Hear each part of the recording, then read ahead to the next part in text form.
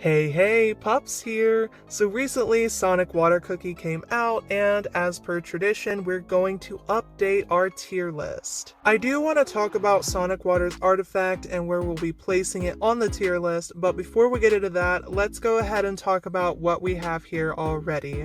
So in the bottom row, all of these artifacts, so most of your rares, all of your commons, you're just going to break down into artifact fragments, and you will use these fragments in order to build artifacts that you can actually make use of. And the next tier up, I called okay if built, but don't invest. They're good enough that you might not want to break them down right away, but they're definitely going to be replaced by something else. And up into the next tier, it's called situational or replaceable.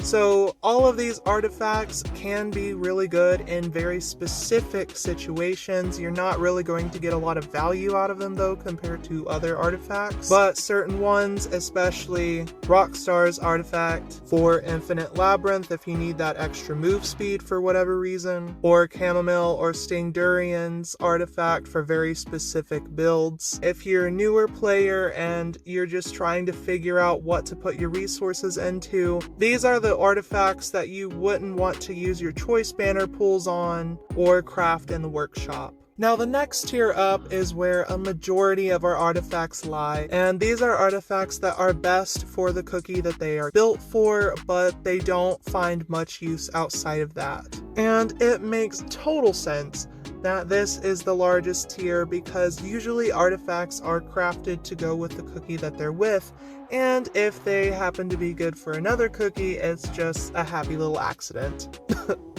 So if you're wanting to build these specific cookies, these are really good artifacts to build. But if we're looking strictly at return for your resources, these are not the ones that you're going to want to invest in first. For example, the artifact of Frost Rock and Rye in particular have very strong alternatives. Honestly, you could make really effective builds without ever needing either of those artifacts. But then there's other cookies such as Sugar Globe and Crushed Pepper that really do need their artifact to really shine. Moving up to our second highest tier, these artifacts are really good for multiple cookies, and if you're not necessarily meta chasing and you're just wanting to get the most value out of what you're paying for, these are definitely ones that you want to invest in. The only special one that I want to talk about is Ice Mint and Basil Pesto. These artifacts basically do the same thing, it's just one gives you regular attack and one gives you elemental attack, and I don't have a big enough brain and calculator to tell you technically which one is better, and it's all situational if I'm being honest.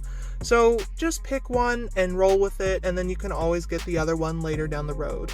And then like Lemon's artifact can be used by pretty much every shielder in the game except for Crushed Pepper. If you're trying to build Honey Bear, it can be a good substitute until you get Honey Bear's artifact built. And then moving into the highest tier, whether you're a casual player or a meta chaser, these are artifacts that you will absolutely have to build. Opportunity Strikes is here for all of our slash fighters, and I know that every time I make a tier list, I just cannot sing the praises of this artifact enough. On top of giving you attack, you have 100% uptime on your crit damage. The only difference being that once your health gets below a certain threshold, you get double whatever your bonus was. So yeah, it's pretty busted. And then for all of your ranged fighters, you have Jalapeno's artifact, which basically just gives you lots of attack boosts for just playing the game. You don't have to do anything special, there's just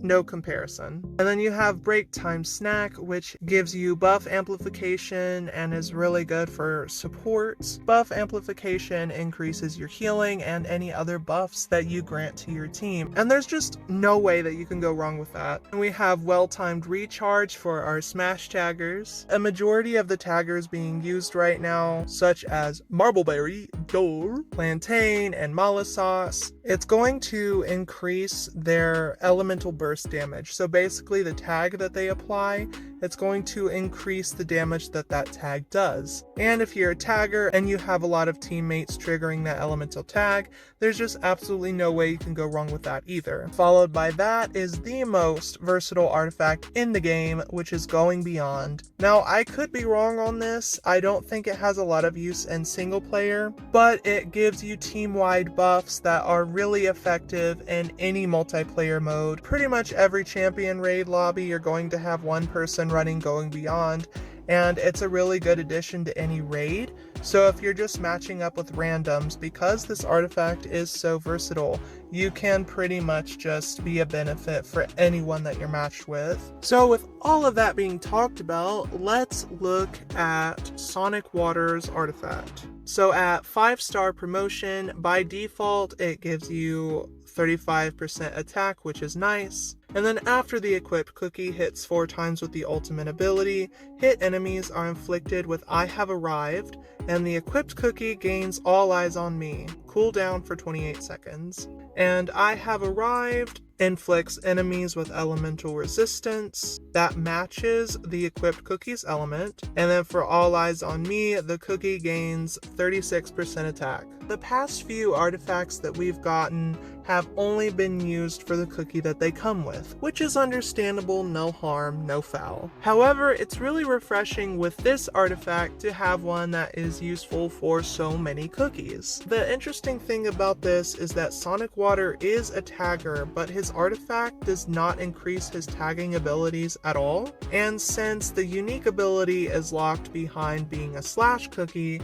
that means that pretty much any slash cookie who hits multiple times with their element can make really good use of this artifact. Because it is limited to mono element teams, it's contending with opportunity strikes, I'm going to put it into the next tier down, which good for multiple. There are many situations and many cookies who will make really good use out of this artifact. It's definitely one that you'll want to pull for, but for the purposes of this tier list where we're just talking about value, I don't think that it's one that you will want to build first before the other ones. If you have any comments or questions about that, or about anything else on this tier list, maybe something I'm missing, maybe something you're not understanding, just let me know in the comments and we can talk about it. You all have a blessed day and keep being awesome. See ya!